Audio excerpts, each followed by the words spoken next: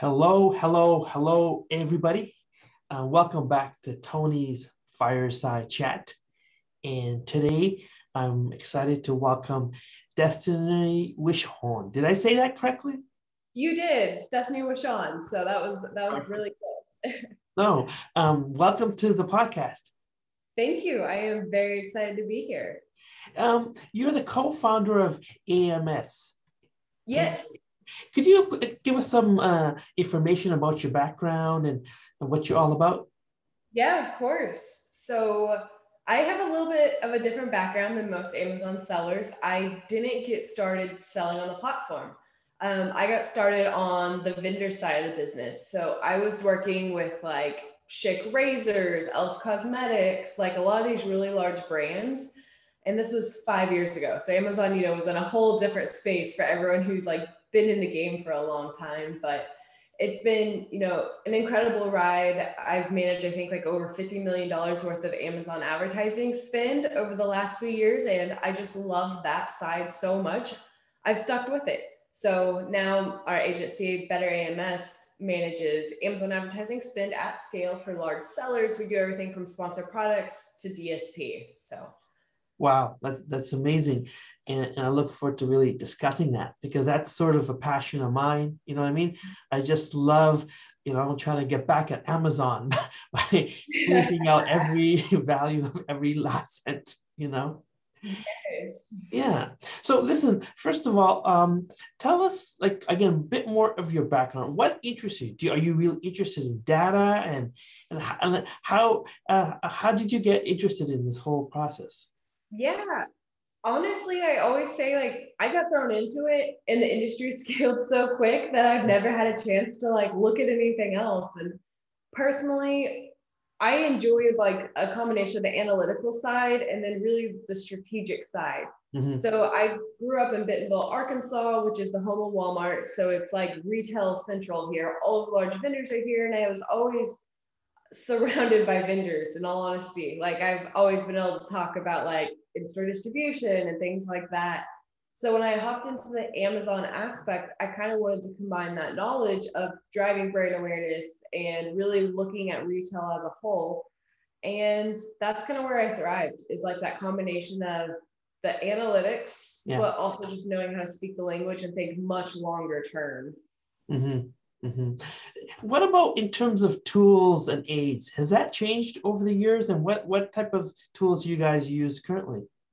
It has definitely changed. It's been amazing. Like, it's funny you can say like one little thing and know how many people or how long someone's been working in the space. So like back in my day when I got started, there was like AMS and AMG. And now those are like words that people don't even say. So AMS used to be Amazon Marketing Services, and it was a hack for sellers to get access to Vendor Central. And like when you have the Vendor Central advertising platform, you could run completely different ads than what you could on Seller Central. So a ton has changed. A lot of the tools have changed.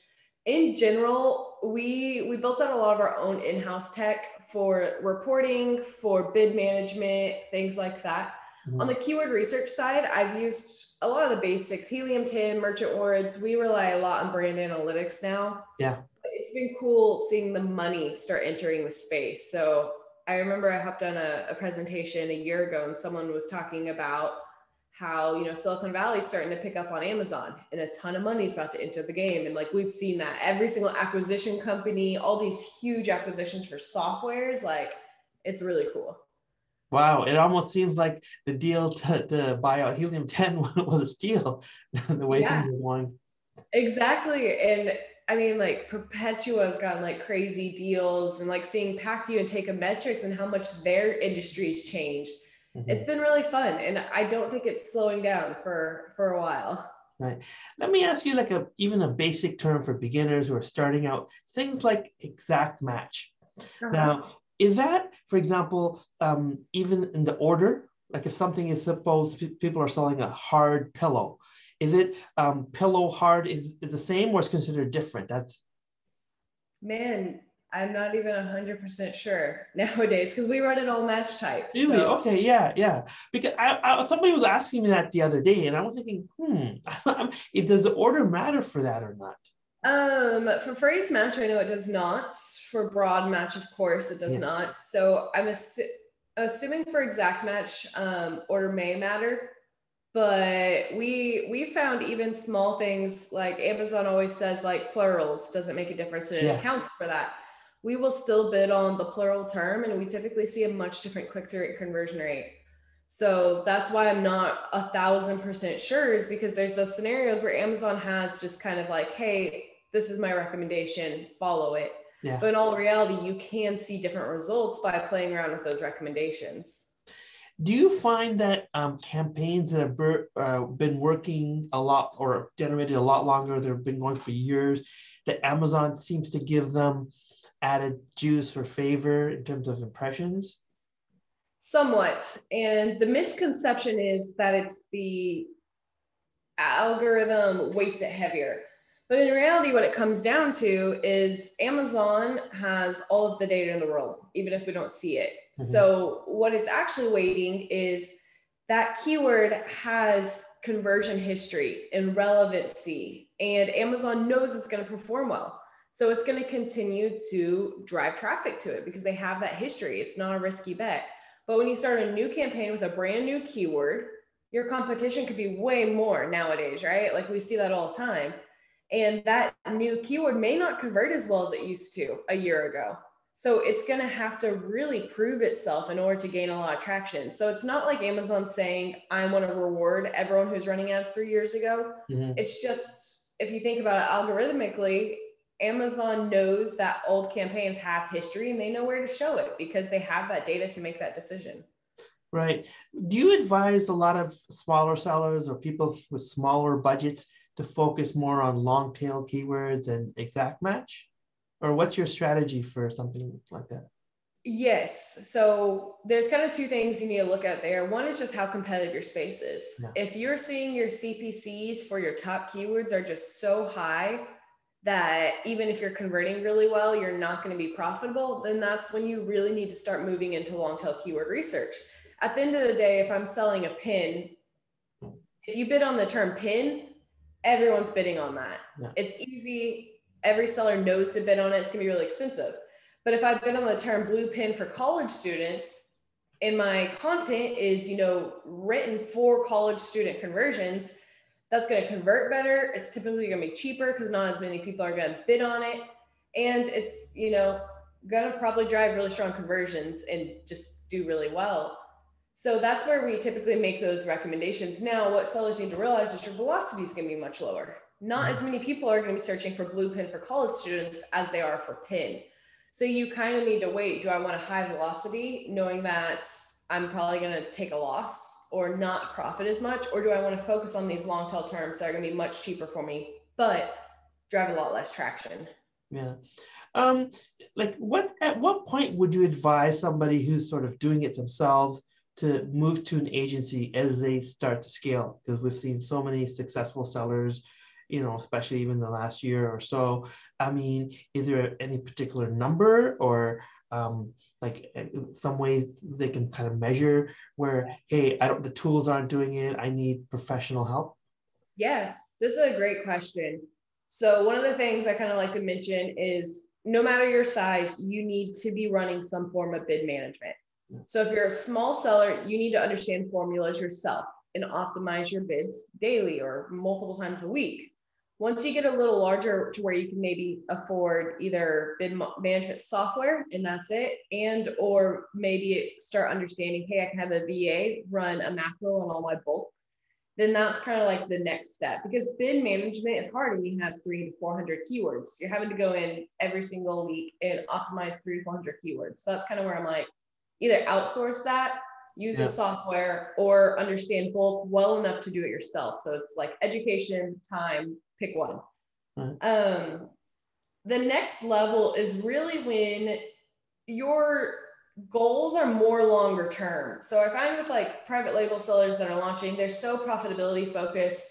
They're very much cash flow oriented because they have to reinvest in inventory. So they're usually just focused on a low ACOS. And those days are about to be over. Like, we're seeing how competitive the space is getting. So like the next step is when you're really focused on brand awareness, when you want to expand, when you want to win new market share. When those things start mattering, that's when I recommend looking at an agency. Only reason being is I love software. Softwares are great, but unless you have someone fully managing your ads, software can't control your custom imagery on your headline search ads. They can't write the copy on your sponsored display ads. Software can't choose your display audiences either. Yeah. So there's a lot of things that Amazon's releasing to us to give brands a competitive advantage that softwares won't be able to manage. And that's when I'm like, either hire someone to manage it for you in-house or use an agency. Yeah. No, that's an amazing answer. How big is your team? How does it work out? Do you guys have a big team or medium size? Compared to the market, I would say our team's not that big. We've really zeroed in on our target demographic. We're not trying to do anything and everything. We're not writing content, EBC, doing external traffic. We don't even do ads for smaller sellers because we know our expertise is in thought leadership and in doing all those new and shiny things that maybe don't make sense for small sellers. That being said, our team in total with kind of developers and everything, I think is 20 people. Wow. Getting close to 20 people. But that is pretty precise. Like we focus strictly on a certain size of seller. So we're not trying to scale too quickly, and we're very careful with who we work with. Well, that's amazing to have that sort of avatar customer profile. Makes things a little bit easier. We don't need to scale as quickly. Yeah. How do you manage things like in terms of different, even Amazon marketplaces? I mean, do you have different search terms for Canada and US or even India or things like that? I would say the biggest thing we ran into with other marketplaces is the search terms and knowing how people articulate things. Yeah. One I kind of always joke about is writing headlines in Germany. That always kicks my butt because the character limits are so different. You have 50 characters across the board, and a lot of German characters, like from the US copy to in German, does not translate to be less than 50 characters. So I'm always like, man, not writing headlines. Like, I cannot figure this out. Yeah. But in general, the strategy is the same.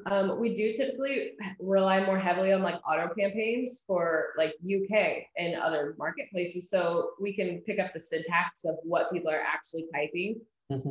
Always recommend using a translation service when it comes to like really specific keyword research, but you can bootstrap it with auto campaigns. Auto campaigns do a really good job of collecting keyword research for you, and it's typically so much cheaper there. Really? Because I saw an interesting interview with Brian Johnson the other day, and he has actually changed his viewpoint on that in terms of running auto. I think he says he still does it, but not really to mine the data. Just, I guess in my case, I run it because it's still profitable, it's giving me a low A cost. So I figure I'm going to keep it running. But do you find that still works in terms of mining the data? From 100%. So we have brands with over 1,000 ASINs. Yeah. And when you have Helium 10, brand analytics, merchant with all these different keyword research methods, that can scale really quickly. And again, our focus is on scaling. So we're really looking for impressions, brand awareness, things like that. We found auto campaigns are one of the number one ways to collect data in the background. And we did this huge deep dive across I think it was 1 month period across like $2 million in spend. And we compared auto campaigns to manual campaigns. Yeah. Like one thing we routinely found is auto campaigns optimize themselves incredibly well. Amazon does a really good job. Now, if you're launching, the auto campaigns aren't going to go near as well. So it's always something like you need to be cognizant of is Amazon doesn't know your product. Your auto campaign is not going to work that well. But we found for like products that have a lot of history, auto campaigns continue to perform incredibly well. Now, you still want to take those keywords and put them into a manual immediately. That's the value, is being able to control your bid. But if you're really good at that transition from auto to manual, it's pretty awesome. Wow, that's great. Are you guys also doing other marketplaces like Walmart and stuff other than Amazon? We do run DSP, which I kind of consider a different marketplace because it gives you the supply of like New York Times, Fox News, and it's off of Amazon, but using Amazon traffic. And then we are dipping our toes into Walmart because I'm based here and I know the value is going to be there. And at the end of the day, it's really funny living in Walmart world, but working for Amazon. Walmart's still the biggest retailer. Amazon is making moves to catch up to that, but I think people always forget, like, Walmart has all the relations, they have the supply chain in place. They are the #1 largest retailer. So they don't need to reinvent the wheel. They're gonna grow pretty quickly in the next few years. And I don't think they're going to give Amazon a run for their money per se, but I think there's opportunity to succeed in both marketplaces. Yeah. You know what? I actually believe once things get closer to normal, that I think online is going to take a bit of a hit. You know, in general, people want to get outside and shop and feel and touch things. And you're not going to see Amazon growing at 44% year over year, you know? I agree. This has been really fun. I have audited so many accounts and you'll look at their March, April, May, and it's like this. Yeah. And I have the conversation with them. Are you expecting to see year-over-year growth? And if they're like, yes, no doubt, it's a red flag for me because that is not realistic. We had everyone shut down, staying at home, nothing to do but clean and redo their house and not shopping in retail sales. Like, yes, your sales were up a ton last year. Do I expect that to stay this year? No. I mean, it's some categories where I could see it and it is happening in some categories, but across the board, we're seeing year-over-year sales are dropping. Not as many people are on the platform because they're walking into their retail store. Yeah. Yeah. And, you know, I mean, that's exactly what I'm seeing as well, right? And it doesn't mean it's, you know, Amazon is less of an opportunity. It's just the regular sort of cycle of things happening and the ebbs and flows, and you got to just acknowledge it and understand that, you know? I couldn't agree more. Like, it's not a bad thing. It's just last year was not a normal thing. You know, because you're in the industry. I want to ask you because Helium 10, we were attempting to use some of their advertising software, and now they have some kind of tie up with Atomic.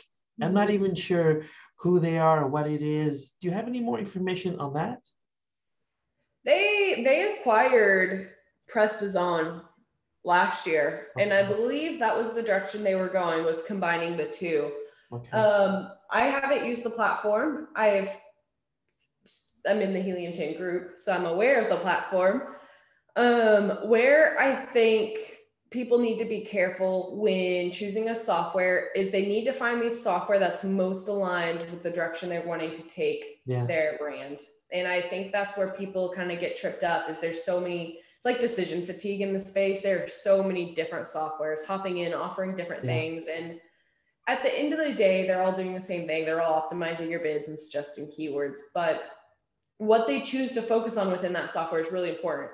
So Quartile, for example, does single ASIN keywords that could fit specifically to someone's strategy if they're only wanting to focus on profitability and nothing else.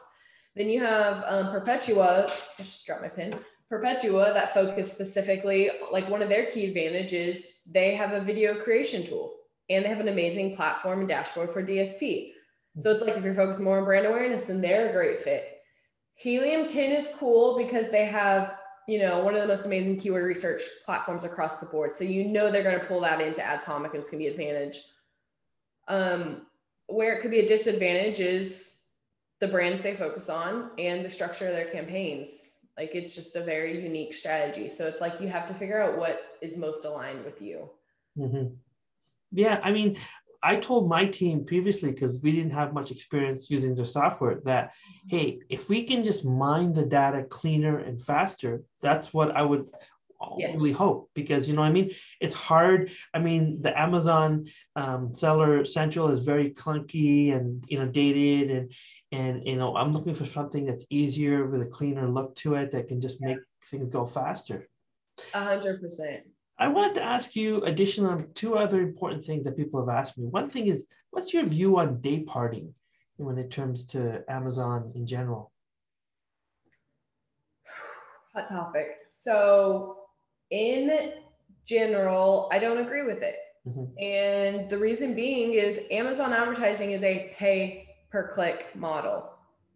So I think what people always forget is if they didn't want to buy your product, they want to click on your ads. meaning if it's midnight and you don't think people are converting, it's like they wanted to click. People are shopping at midnight, they're interested in your products. And another factor people forget is the majority of purchases aren't made among the first click. So there's been like multiple different sources of data released on this topic, but it's very likely someone clicks on your ad on Monday and then sees your products, window shops some other products, and then comes back on Thursday and purchases. And that's a factor people forget. So if you turn off your ads from 3 p.m. to midnight because you think no one's purchasing, you're just more than likely decreasing the probability of someone purchasing 3 days later. You're not actually saving any money at that given time. Now, all that being said, the one time I think day parting does make sense is if you have a limited budget and you know that it is 10x more expensive in the morning to run ads because everyone else is bidding on a placement because everyone turns their budgets on in the morning, and you want to wait till your competitors run out of budget. But it's still a gamble because you don't actually know what your competitors' budgets look like. They could be bidding, really high, and then the next month bid really low because they have a limited budget. So I don't agree with it because we're on a PPC model. Yeah, no, I totally agree with you, but I had a different view until I asked around, and pretty much everybody who's known for PPC agrees, has a similar sort of view. What's your view on video ads? Because of the fact that they're gaining so much in popularity, what I'm seeing is a lot of the prices going up for the bids because there's not a lot of spaces for that, and the other thing is sort of the content, because I've seen people try to do almost a little bit of viral type content in the beginning to get noticed. But I mean, are people just getting clicks without getting conversions because you catch their attention, right? Yeah, I think you kind of brought up two really great points with video ads. They've been out since 2019. So that's when they first were released. And it's kind of crazy because it's been a while at this point. But at the very beginning, no one was moving on them really because you had to create a video for every specific ASIN, which was a pain. Yeah. So I remember speaking with one of the largest CPG brands on the platform, and I was like, hey, you guys need to make video ads. And he was like, it's too expensive to make 500 individually professionally shot videos for all my ASINs when I'm only winning one placement on the page. And that gave small brands such a large advantage. But now that everyone's catching up to it, we're 100% seeing CPCs increase. It's getting so much more expensive. With that, I think Amazon's releasing new ad inventory. So we've seen video be on page 2, page 3, and page 4, but now it's the bottom of search. So that kind of helps diversify placements. Yeah. We've also seen the main video on page 1 move all the way up to being directly under the headline search ads, which is super interesting. It's almost too much for a customer, I think. But I am hoping they're going to move in the direction of releasing videos on the product detail page, because we've already seen it with DSP, and Amazon just released, I think 4 days ago, the ability to do video and search product targeting. So fingers crossed they move that, because that'll definitely help with that inventory. And in long term, I really hope they release on and off platform video and search ads, because I think that will help. Mm-hmm. And what's your view in terms of the content side of the video? Mm-hmm. I go back and forth on this because they don't give us any data on view through. On DSP, you can see when someone unmutes a video, or if they watch the first quarter or the second quarter, third quarter. Since we don't get that on sponsored brands, it's much harder. But I will say we ran a test with professional retail commercial video ads, compared to the Amazon created video ads. So if you're a large enough brand, Amazon will create video ads for you because they know you'll spend more money. Wow. And it's nothing fantastic. It's literally just a slideshow of your products. We tested the click-through rate of both of them, and the Amazon video ads had a higher click-through rate, even though they were terrible. And I'm kind of running off the theory that customers don't want to see a commercial on Amazon. They see that everywhere else. So if you have an ad that looks just like an Amazon listing and it looks authentic, customers don't know it's a video ad and they're more likely to click on it. Now it's theoretical and I really don't have enough data to even make that statement. But in the one use case I tested it, that's what we found. You know what? That's such an interesting answer, because that's what I'm finding as well. For initially, I thought it was going to be like almost like Facebook, right? Problem, solution, buy. And you don't have enough time. And you really wanted to stay focused on what they were thinking about instead of kind of going into a little story, because they may click, but they may not buy, you know? Yeah. It's interesting because, disruptive marketing is everywhere. Like on Instagram, it's on Facebook, it's on LinkedIn. You're scrolling, focused on like just social scrolling, and then you need an ad that pops and stands out to distract them from scrolling. But on Amazon, they're already looking to purchase. So do you need to stop them mid scroll? I don't know. Is that more annoying? Like they're not looking to just mindlessly scroll a page. They're looking to buy something. So it's just from a consumer like psychology standpoint, I think it's gonna be really interesting how this plays out. No, I totally agree. So thank you for being on the podcast. How can people get a hold of you? Yeah, of course. So as how we met, Facebook and LinkedIn are great places. I try to post content like multiple times a week on just like helpful tips on Amazon or Amazon ads. If you want to dive deeper on any of our strategies, you can go to the Better AMS YouTube channel. And if you're interested in working with our company, check out betterams.com. Thank you. Hey, so